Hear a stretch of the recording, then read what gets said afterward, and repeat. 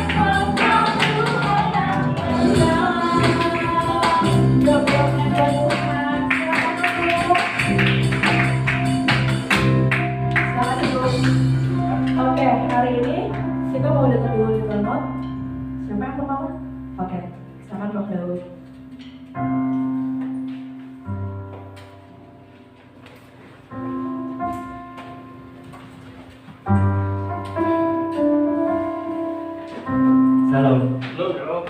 Ya, gimana kabarnya teman-teman? Puji Tuhan sehat ya. Bersyukur kita bisa kumpul lagi ibadah di sini.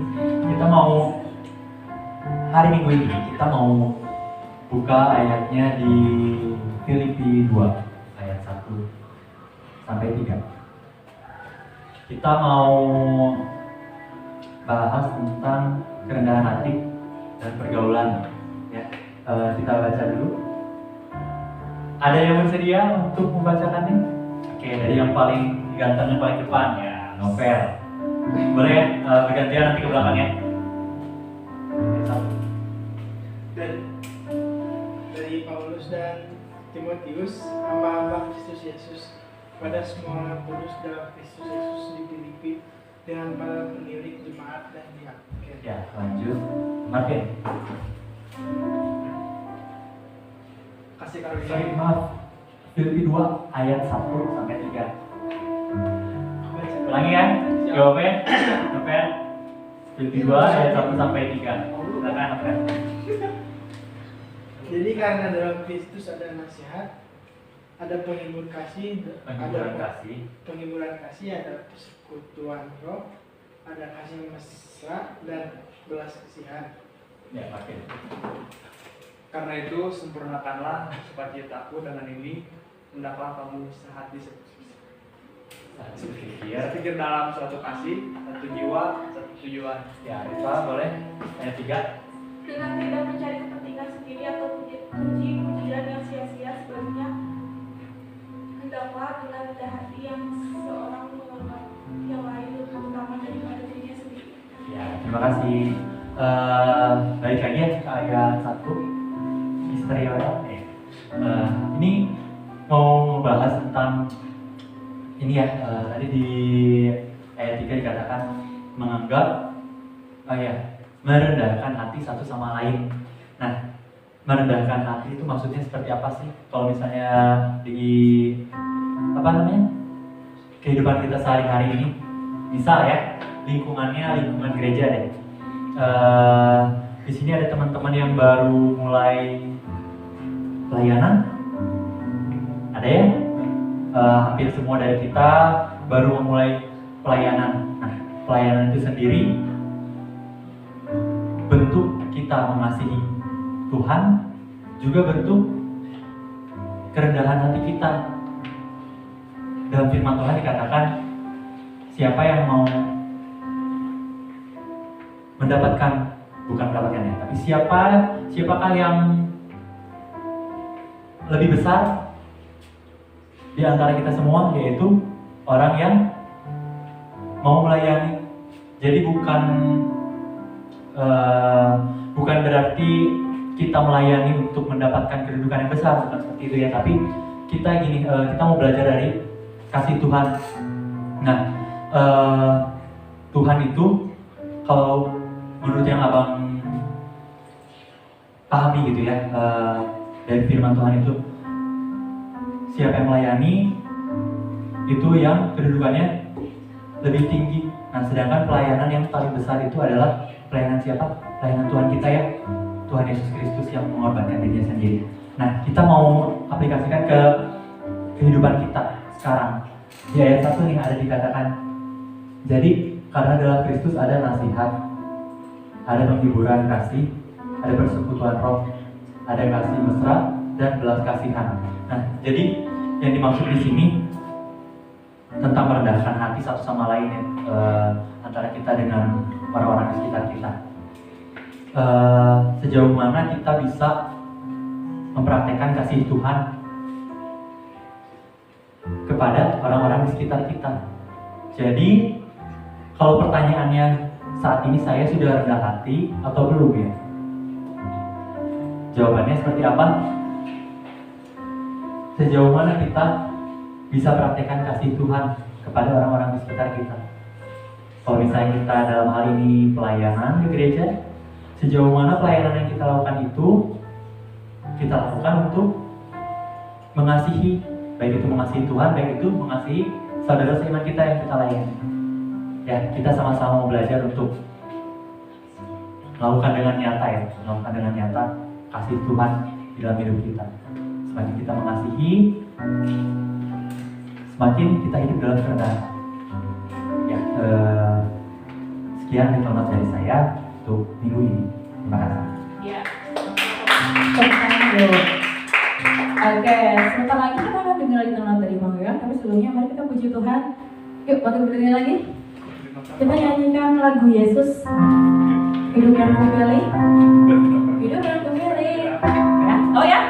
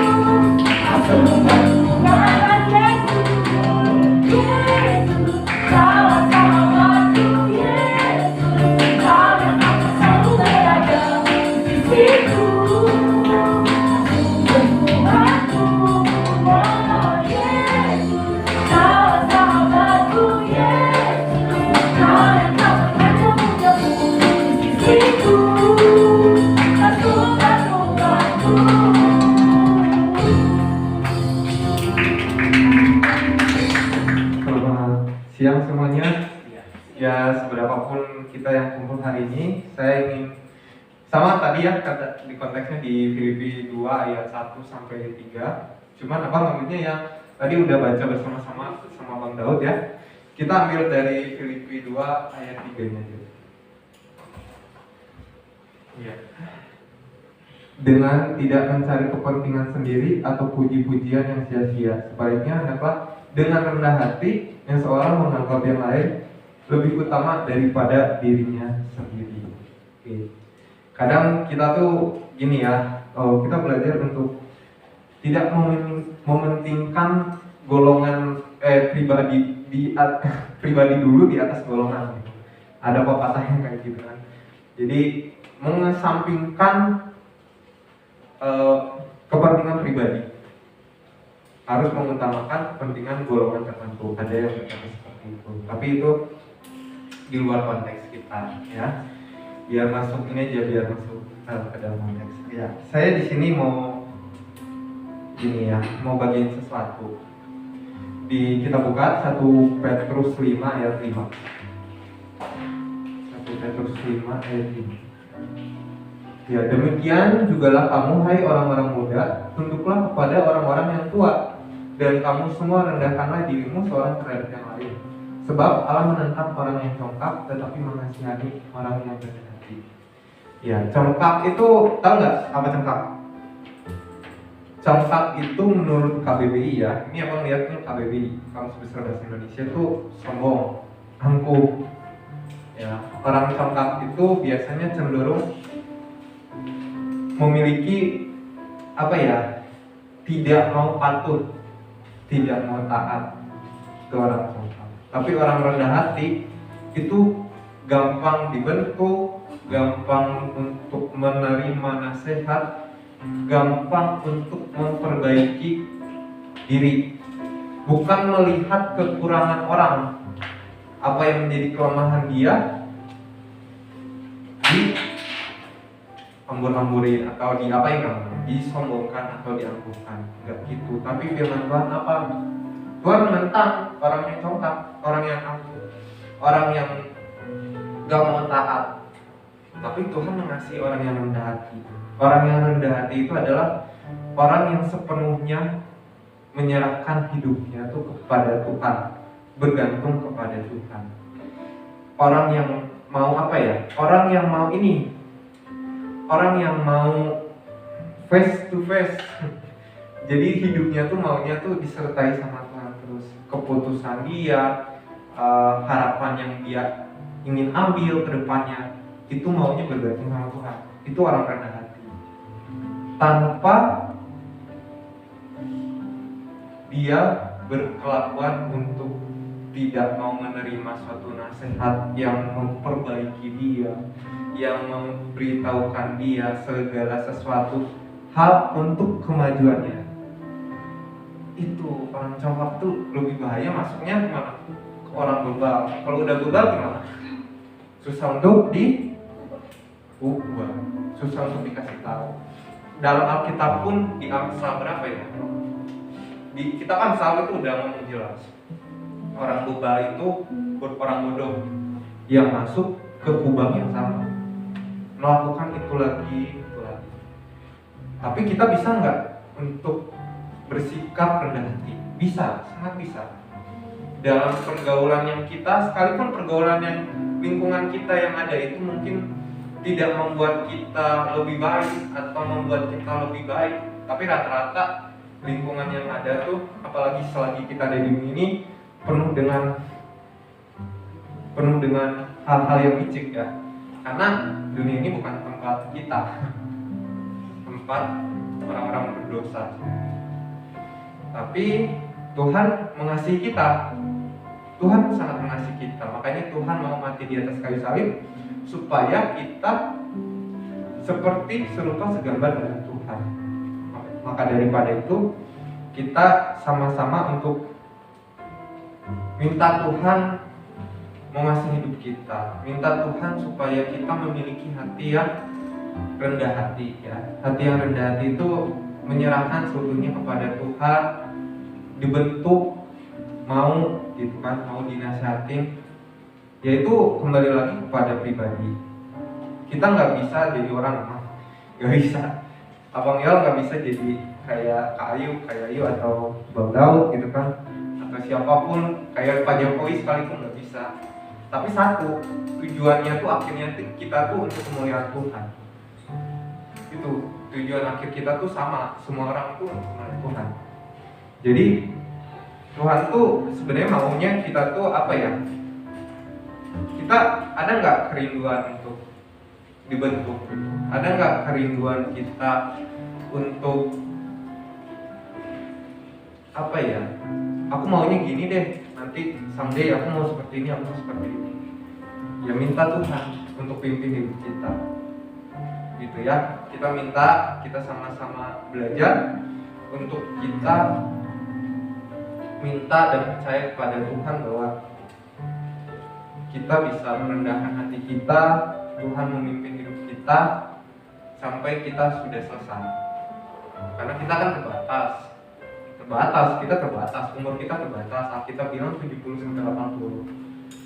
Terbatas sekali. Ya.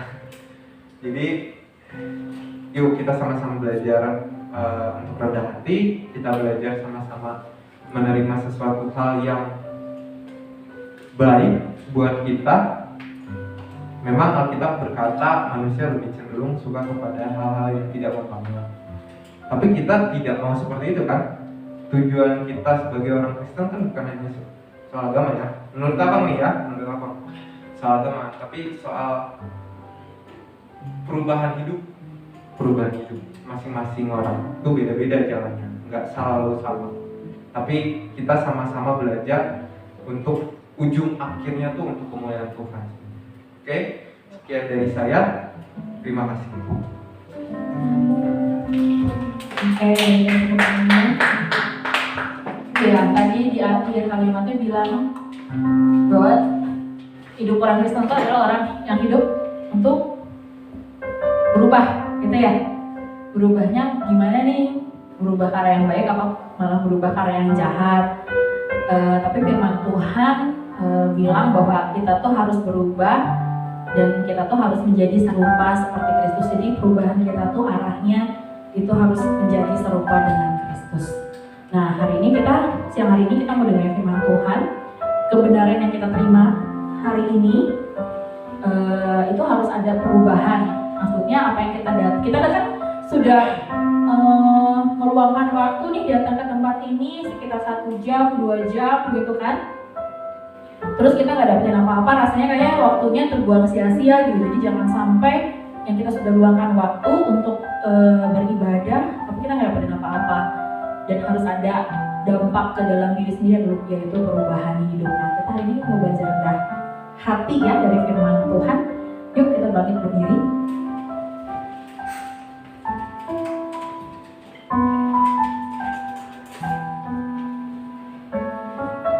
Semusim berlalu Tuhan, dan kami percaya bahwa setiap musim yang kami lalui, baik yang baik, yang enak maupun tidak enak Tuhan,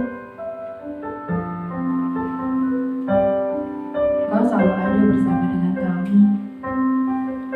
Firman-Mu berkata bahwa Engkau menyertai kami Tuhan, dan kami percaya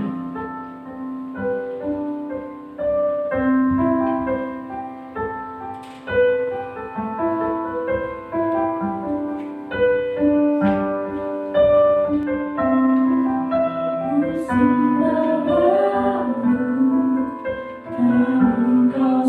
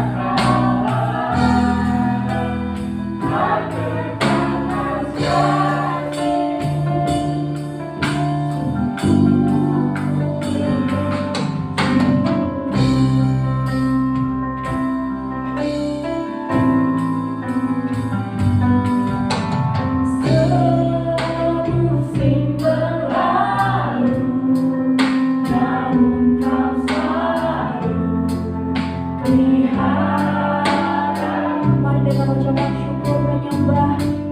Kasih dan setiamu tak pernah layu. Dirimu takkan lebih luas dari samudra. Kebaikanmu kotak angin hidupku.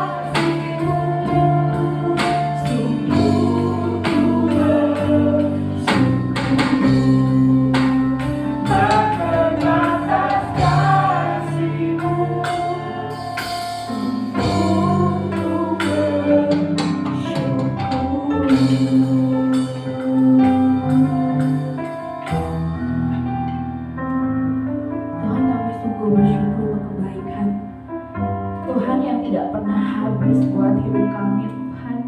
Mungkin kami hidup dengan tidak benar, mungkin kami hidup dengan asal-asalan, tapi kami tahu Tuhan dan kami merasakan bahwa kebaikan Tuhan tidak pernah habis dalam hidup kami. Kami bersyukur memiliki Bapa seperti Tuhan.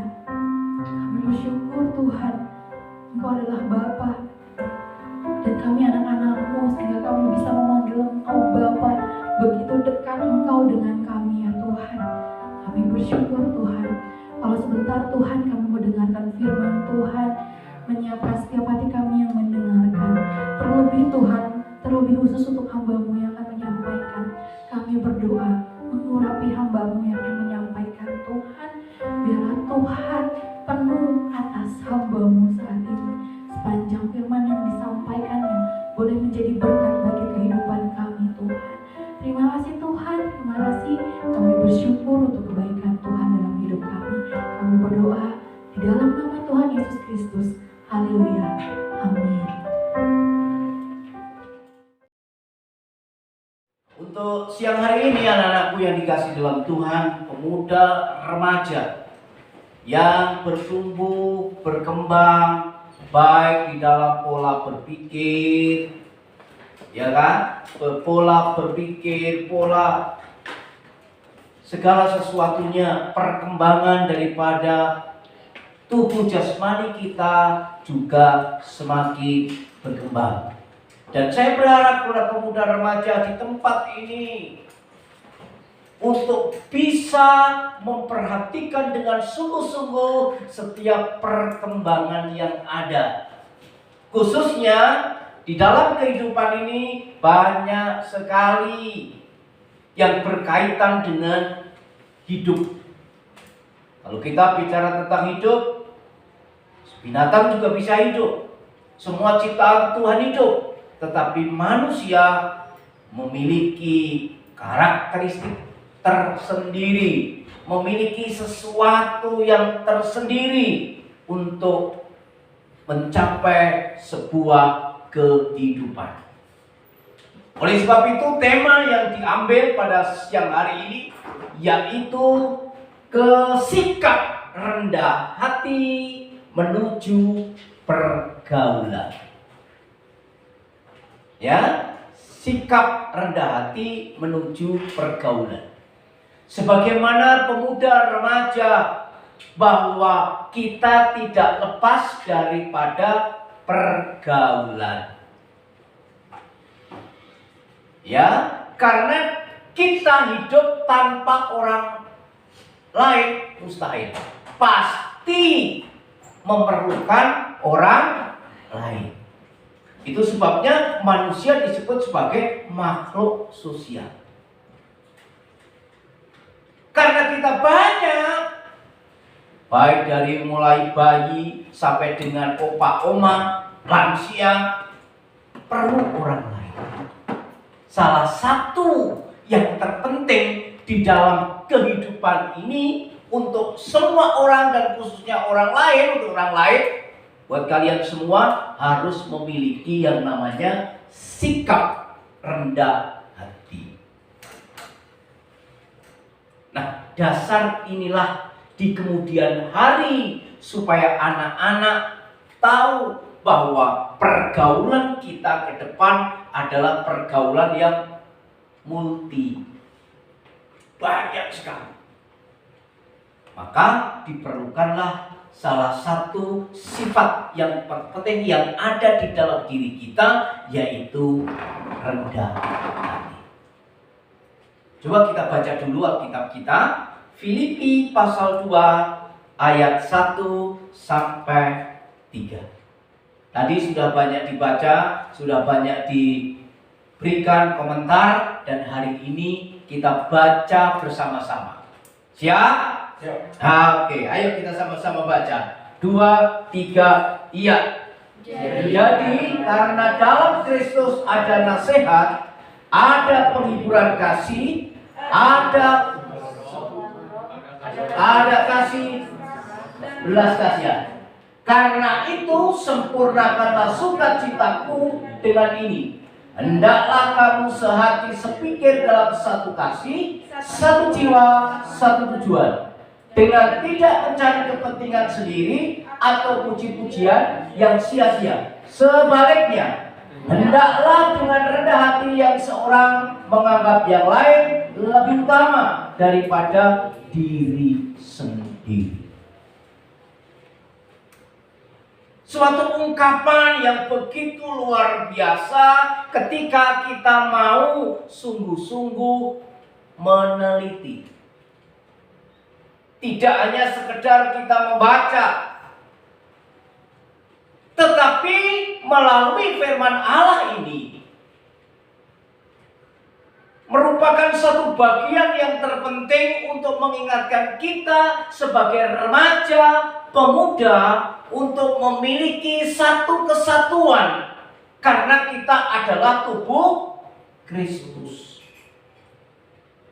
Ketika kita menjadi satu tubuh Kristus, maka bisa dikatakan saling mengasihi, saling menghormati, ya, bersatu, saling satu pikiran, satu jiwa, satu tujuan. Bahkan di sana dikatakan kebersamaan itu tidak saling mementingkan diri sendiri. Biasanya remaja-remaja kalau sudah mementingkan diri sendiri,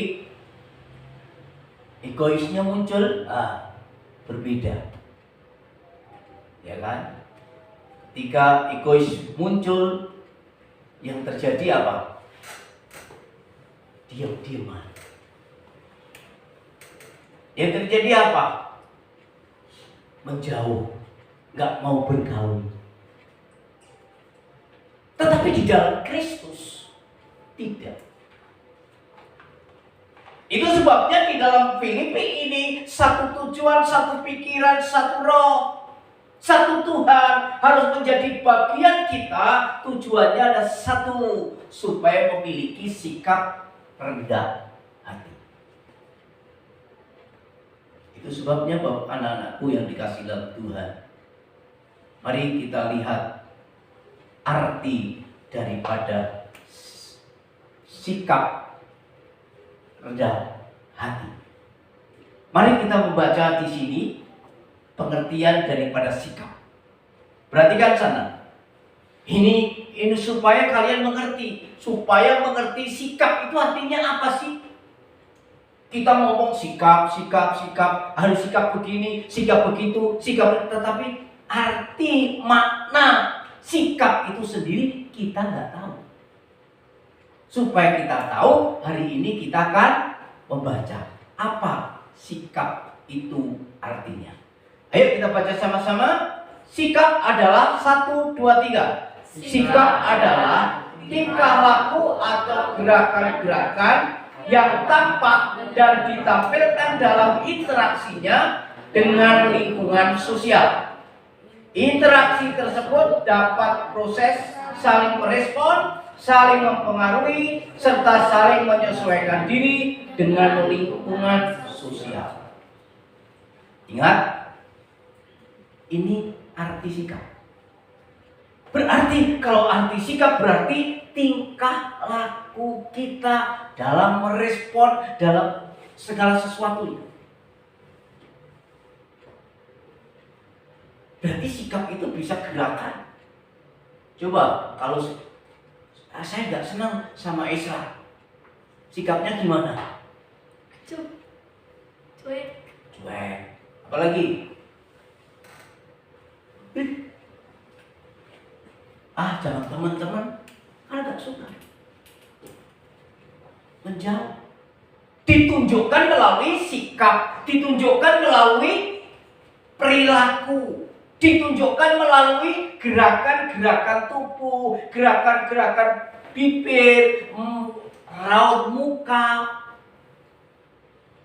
Itulah sikap. Bahkan juga dikatakan sikap juga itu punya arti bahwa merespon, menilai apa yang terjadi.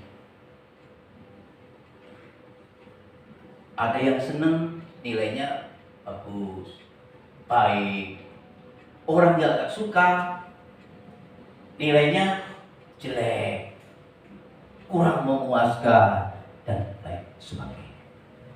Sikap. Oleh sebab itu, sebagai anak-anak Tuhan, orang-orang Kristen harus memiliki sikap yang baik. Apalagi dikatakan tadi, sikap kita sebagai anak-anak Tuhan harus sehati, sepikir, satu jiwa, satu roh, satu tujuan untuk kemuliaan Tuhan. Ini sikap yang harus ada di dalam diri kita sebagai anak-anak Tuhan. Sikap. Coba apa arti rendah hati? Coba kita lihat. Rendah hati. Ayo kita baca. 1, 2, 3. Rendah hati adalah salah satu sifat terpuji yang dengan sikap sederhana, sopan, tidak sombong, dan tidak meninggikan diri sendiri di hadapan orang lain. Berbeda dengan rendah diri. Sikap rendah hati cenderung membawa pelakunya ke arah sikap rendah hati cenderung membawa pelakunya kepada positif. Berbeda dengan rendah diri, cenderung negatif. Berarti sudah tahu kan arti sikap dan rendah hati? Tahu? Cenderung negatif. Berarti sudah tahu kan arti sikap dan rendah hati? Tahu bedanya? Belum tahu. Sekali lagi saya katakan, rendah hati adalah salah satu sifat terpuji yang ditandai dengan sikap sederhana, sopan, tidak sombong, tidak meninggikan dirinya di hadapan orang lain. Ada 4. Ini sikap rendah hati.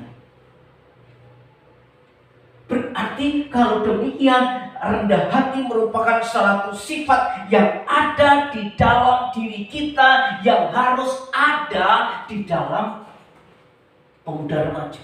Siapapun itu, baik itu anak-anak, pemuda remaja, pemuda, orang tua sekalipun, rendah hati itu penting.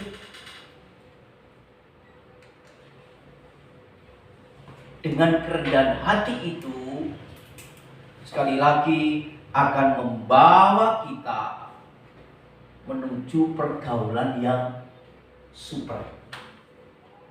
Banyak teman. Gak ada yang musuh kalau kita memiliki rendah hati.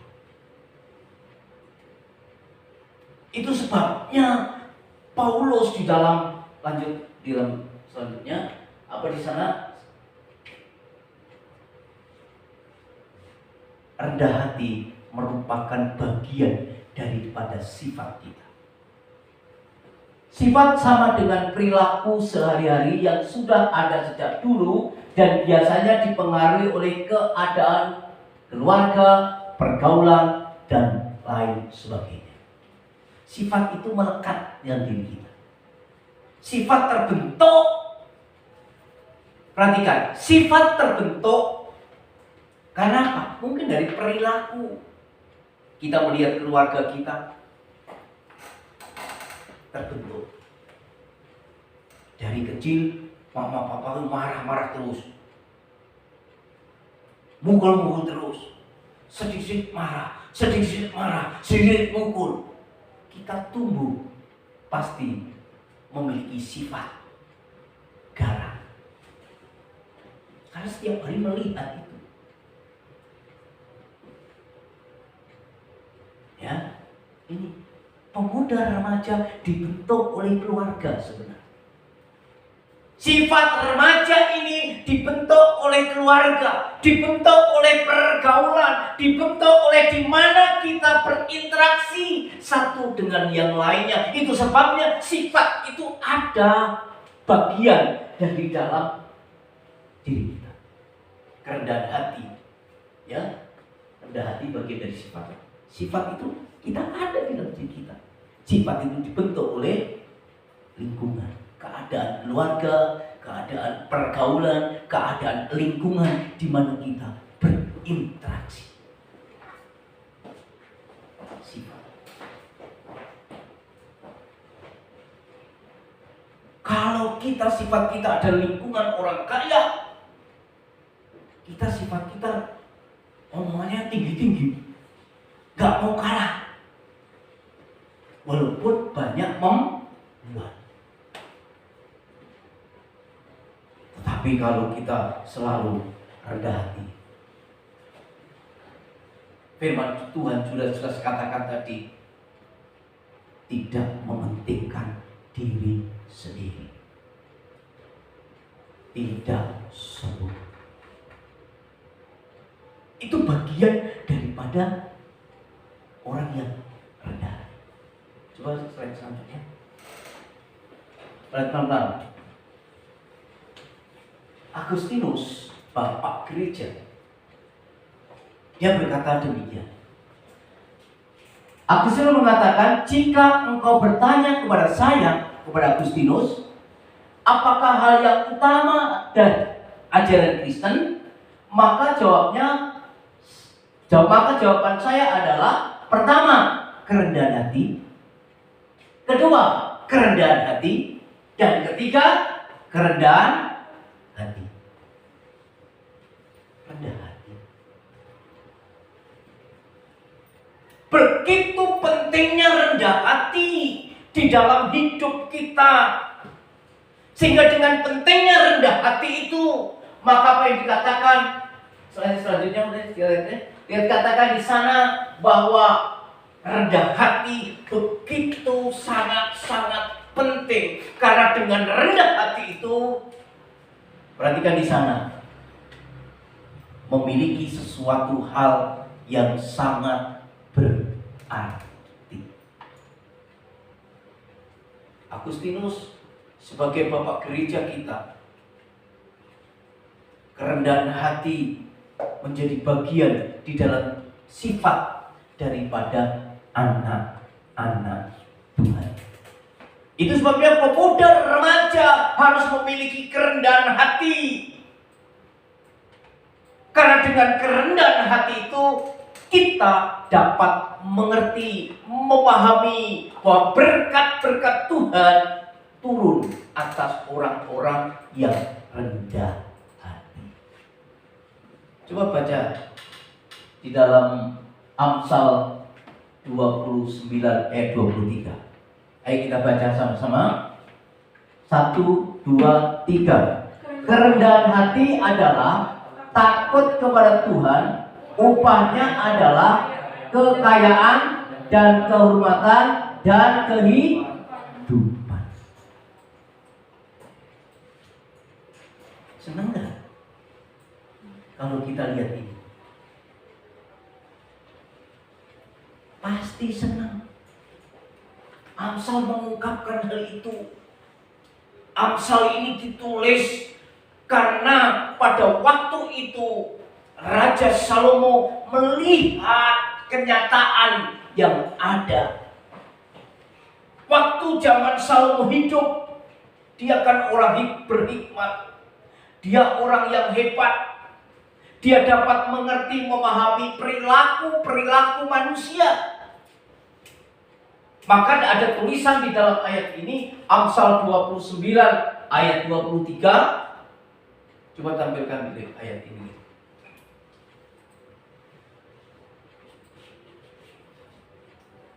Coba kita lihat yang jelas di sini, Amsal 29:23 tadi.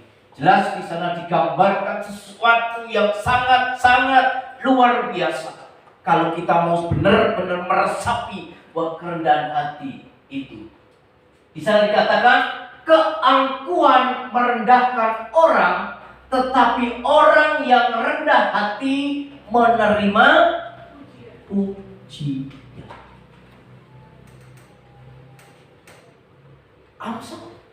Amsal mengatakan keangkuhan merendahkan orang, tetapi orang yang rendah hati menerima pujian.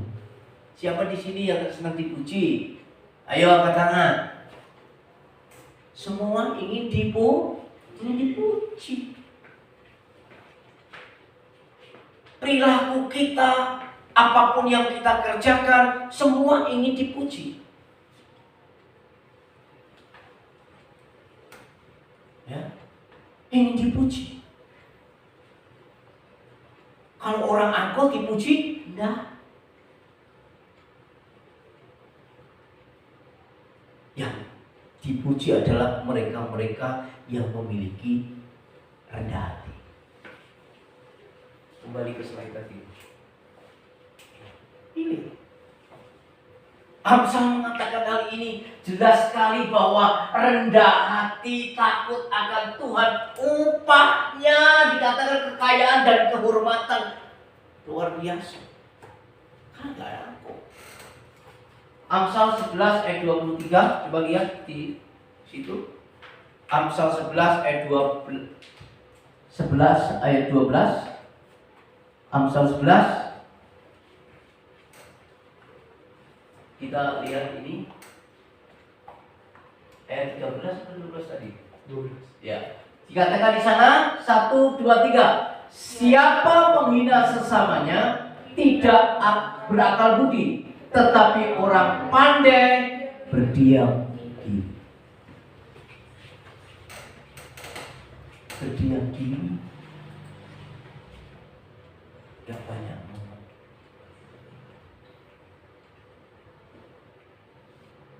Ini bagian-bagian terpenting. Orang yang rendah hati, dia akan selalu mengoreksi diri dan selalu merenung. Tujuannya hanya satu, supaya dia mengerti, paham apa maksud semua orang, apa maksud tujuan yang dibaca, apa maksud orang berperilaku demikian. Itu diperlukan kerendahan hati. Ayo, lain lagi tadi dia dikatakan, apalagi firman Tuhan tadi dikatakan sekali lagi. Iya, bisa dikatakan Mazmur 25 ayat 8 dan 9. Coba baca Mazmur ini. Ya, di Mazmur jelas sekali di sana mau mengatakan kepada kita bahwa Mazmur ini juga merupakan bagian yang terpenting bagi kita untuk mendapatkan satu kerendahan hati. Karena dengan bermazmur ini kita mengerti, ya di sana dikatakan Tuhan adalah kekuatan umatnya dan benteng keselamatan bagi orang yang diurapinya. 9. Selamatkanlah kiranya umatmu dan berkatilah milikmu sendiri. Gembalakanlah mereka dan dukunglah mereka untuk selama-lamanya. Mana kerendahan hatinya di sini? Oh, ya, sorry, maaf. Ya kan? Lihat di sini. Mana kerendahan hatinya di sana? Jelas di dalam firman Tuhan tadi jelas membuat kita bahwa Allah itu adalah sumber kekuatan kita, sumber penghiburan kita. Maka di dalam ayat ini 20 ayat 8 bahwa Ia membimbing orang-orang yang rendah hati menurut hukum.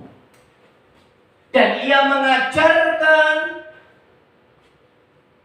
jalannya kepada orang-orang yang rendah hati. Berarti kan di sana orang yang rendah hati memiliki berkat tersendiri. Orang yang rendah hati memiliki berkat tersendiri. Itu sebabnya di dalam ayat ini dikatakan bahwa dia menurut jalan, menurut hukum. Dikatakan sana ia membimbing orang-orang yang rendah hati menurut hukum. Membimbing, Allah membimbing, menuntun. Menurut hukum, hukum siapa? Hukum Tuhan. Orang yang rendah hati dituntun oleh Tuhan. supaya paham, mengerti. Apalagi remaja-remaja. Kalau mau dekat dengan Tuhan, mau dituntun oleh Tuhan, miliki sikap rendah hati. Di sana dikatakan juga orang yang rendah hati berkatnya apa? Ia mengajarkan jalannya kepada orang rendah. Mengajarkan. Peka pada situasi yang ada. Jangan sampai kita rendah diri. Ketika kita rendah diri, negatif langsung. Kalau kita rendah hati, pikiran segala sesuatunya positif. Jadi berkat. Gak malu-malui. Ini penting. Ya, ayat 9 tadi dikatakan, ini berkatnya buat kita. Orang-orang yang mau rendah hati. Slide selanjutnya. Mazmur 100 berapa tadi? Mazmur 149 ayat 4. Coba satu lagi. Mazmur 149 ayat 4 bisa dikatakan apa? Remajaku yang di dalam Tuhan, inilah berkat kerendahan hati. Harus sampai kepada kalian semua. Baik pendengar YouTube, miliki itu kerendahan hati. Di sana ada berkat-berkat tersendiri ketika kita memiliki kerendahan hati. Sebab Tuhan berkenan pada umatnya. Ia memahkotai orang-orang yang rendah hati dengan keselamatan. Waduh, luar biasa firman Tuhan ini. Memahkotai. Memahkotai. Coba kalau orang dimahkotai, dia ada raja. Dia adalah pemimpin. Dia adalah pemenang. Dimahkotai. Orang yang rendah hati selalu menang. Menang. Selalu menang. Karena keselamatan diberikan kepada mereka-mereka yang memiliki rendah hati. Selanjutnya.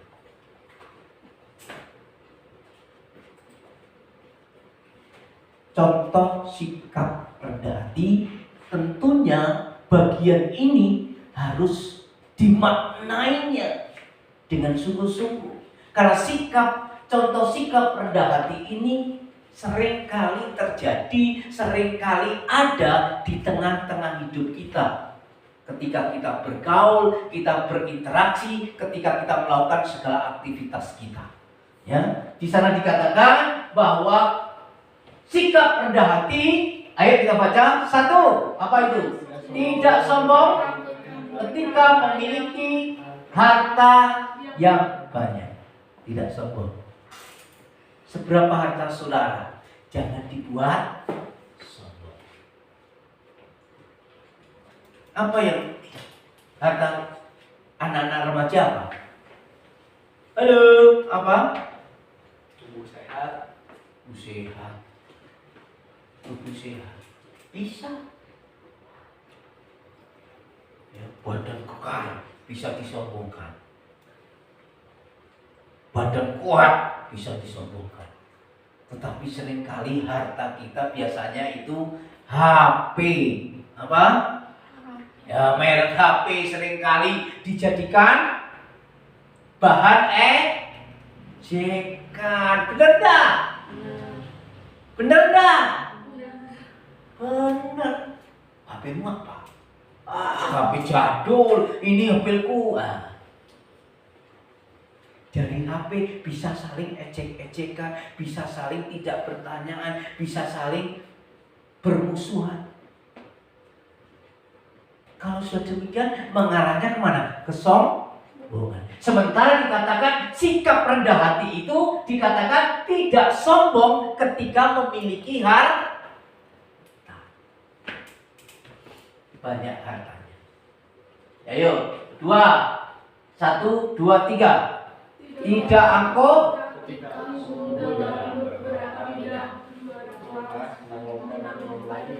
Nah, iya kan? Gak usah sombong kalau kita lomba dalam berbagai hal. Mungkin kita juara kelas. Kan seringkali dulu kan kau ranking berapa? Hebat. Kamu ranking berapa? Ranking-rankingan gak ada ranking. Karena nilainya aja jelek. Iya kan? Kalau nilainya bagus, dia harus ranking nomor 2. Bisa sombong. Ya kan? Nah itu 3 apa? Sikap tadi, sikap rendah hati. Contohnya ayo, menyadari kekurangan dan kelebihan diri sendiri dan tidak membandingkan dengan orang lain. Ini sikap rendah hati. Ya, kita tidak membanding-bandingkan diri kita dengan orang lain. Ketika Anda membanding-bandingkan, dan sebenarnya sudah sombong. Kita tahu kekurangan kita, kita tahu kelebihan kita. Ini sikap. Terus, sikap rendah hati. Contohnya sekali lagi, lapang dada dalam menerima masukan dan kritikan yang membangun dari orang lain. Mau menerima. Tetap patuh budaya antri, tidak mendahulukan antrian meskipun ia dari golongan terpandang. Antri. Ya, sikap rendah hati itu dilihat dari antrian atau tidak, nyelonong atau tidak. Siapa seringkali nyelonong angkat tangan. Puji Tuhan, anak-anak remaja di sini luar biasa. Berarti budaya antri harus menjadi bagian kita. Ternyata budaya antri itu bagian daripada sikap rendah hati, mementingkan orang lain. Karena orang lain mungkin lebih bagus lagi. Memang kalau tidak ada ya harus kita ambil lagi, ya kan? Ayo, terus yang lain selanjutnya, tetap sabar saat dihina, diremehkan dan dijelekkan oleh orang lain. Sabar nggak kira-kira kalau kita diremehkan orang? Biasanya nggak sabar, ingin ingin memukul, ingin akhirnya apa? Bertengkar. Ini sikap-sikap rendah hati harus ada dalam diri kita. Menjalankan kewajiban sebagaimana warga negara lain tanpa menyombongkan jabatan atau posisi. Sebagai warga negara kita nggak menyombongkan posisi kita. Mau di level apapun, kan ada orang-orang level. Oh, saya golongan menengah, golongan atas, golongan bawah. Orang yang rendah hati tidak memikirkan itu semua. Karena kita adalah, saya katakan dari depan, adalah manusia-manusia yang perlu orang lain. Slide selanjutnya, kita lihat dampak sikap rendah hati menuju pergaulan. Dampaknya, 1, menang atas dunia karena iman. Menang atas dunia. Dunia mengarahkan kita egois, dunia mengarahkan kita menuju kebinasaan. Tapi ketika kita memiliki iman di dalam Yesus Kristus, kerendahan hati sebagaimana diajarkan oleh Yesus Kristus, kita sanggup mengalahkan apa yang ada dalam dunia ini. Ya, sebagaimana diajarkan oleh Yesus Kristus, kita sanggup mengalahkan apa yang ada dalam dunia ini. Ya, ini saya ambil di khotbahnya Chen Lu kalau tidak salah. Terus yang kedua, menang atas dirinya sendiri. Menang atas dirinya sendiri. Orang yang rendah hati akan meredam hatinya. Tidak membalas, tidak melawan. Tidak mementingkan diri sendiri. Sikap inilah yang harus ada di dalam diri anak-anak pemuda remaja. Kalian ke depan bergaul dengan banyak orang. Ketika kerendahan hati ini ada di dalam diri kita, pergaulan kalian pasti akan sukses. Pergaulan kalian akan menjadi berkat. Pergaulan kalian bukan semakin direndahkan, tapi sebenarnya akan ditinggikan. Sekali lagi mau saya mengatakan, kerendahan hati harus menjadi bagian di dalam diri kita. Mari kita berdiri bersama-sama. Haleluya. Haleluya. Terima kasih Tuhan. Terima kasih Tuhan. Mari Tuhan Yesus, Engkau yang membangun pemuda remaja di tempat ini untuk senantiasa bisa memiliki sikap rendah hati. Sebagaimana di dalam Filipi 2 ayat 1 sampai dengan 3.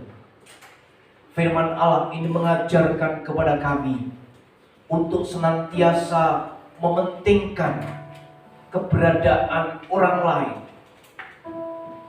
Karena Engkau mengajarkan kepada kami ya Tuhan, ketika kami memiliki kerendahan hati, berkat-berkat akan dinyatakan bagi kami semua.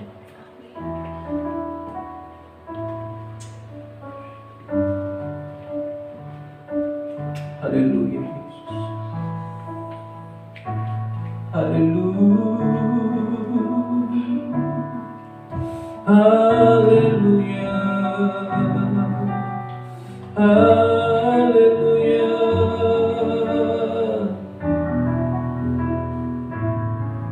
Jangan biarkan kalian sombong.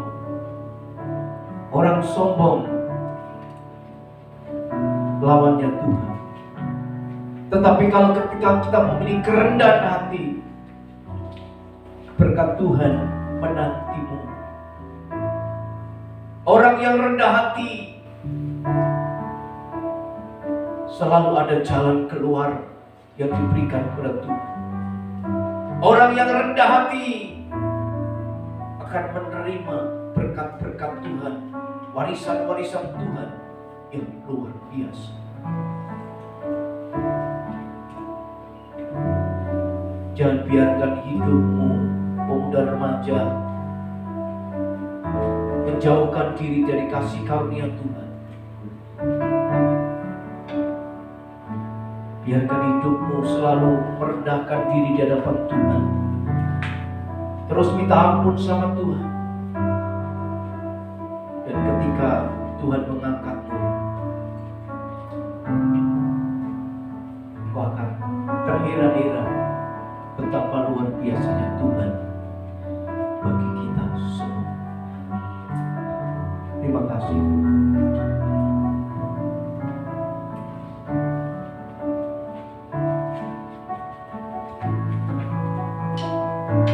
Ku bawa hidupku sekarang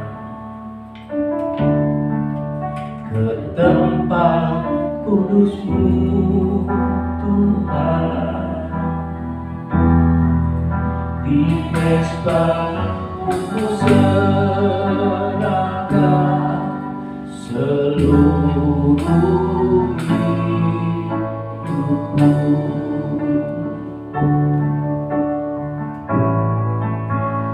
Penuhi hatiku sekarang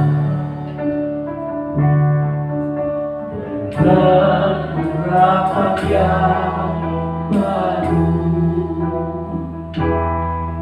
agar aku lagi-lagi mendengar suara-Mu.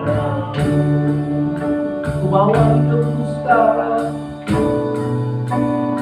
bawa hidupku sekarang ke tempat kudus-Mu Tuhan.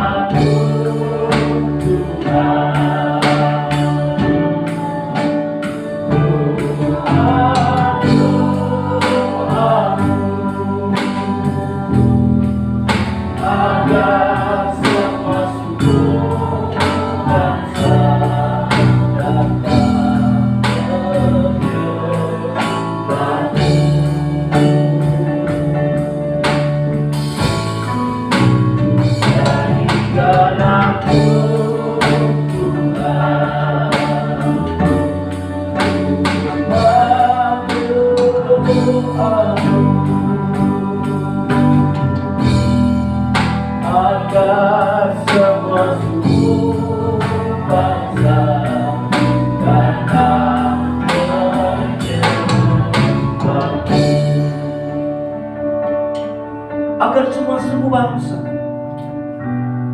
semua pemuda remaja, setiap manusia menyembah kepada Tuhan. Itu sebabnya kerendahan hati merupakan salah satu bagian yang terpenting bagi kita untuk menaklukkan orang-orang yang sombong, supaya mereka-mereka yang sombong boleh datang kepada Tuhan. Oleh sebab itu orang yang rendah hati akan selalu bergumul dan bergumul kepada Tuhan, berdoa kepada Tuhan. Ketika doa itu menjadi bagian kita, kerendahan hati menjadi bagian kita, maka pergaulan kalian ke depan dijamin oleh Tuhan adalah memiliki pergaulan yang baik, yang berkenan kepada Tuhan. Bapa di dalam surga, siang hari ini kami berdoa buat pemuda remaja, supaya setiap pemuda remaja di tempat ini memiliki satu kerendahan hati dengan satu tujuan. Di kemudian hari, ketika mereka memiliki kerendahan hati, memiliki pergaulan yang luas dan pergaulan yang diberkati oleh Tuhan dan mendatangkan sukacita yang datangnya dari Tuhan. Oleh sebab itu Tuhan, pakailah pemuda remaja ini menjadi alat-alat-Mu, karena mereka memiliki sifat rendah hati di dalam hidupnya. Jauhkan dari kesombongan, jauhkan dari ketamakan, jauhkan dari mementingkan diri sendiri. Tetapi mari Tuhan, Engkau jamah hati dan pikirannya, supaya tetap menghormati Tuhan, dan memiliki kerendahan hati sebagaimana Engkau inginkan di dalam hidup kami. Di dalam nama Tuhan Yesus Kristus, kami berdoa dan mengucap syukur atas firman Tuhan yang kami dengar. Orang percaya katakan amin.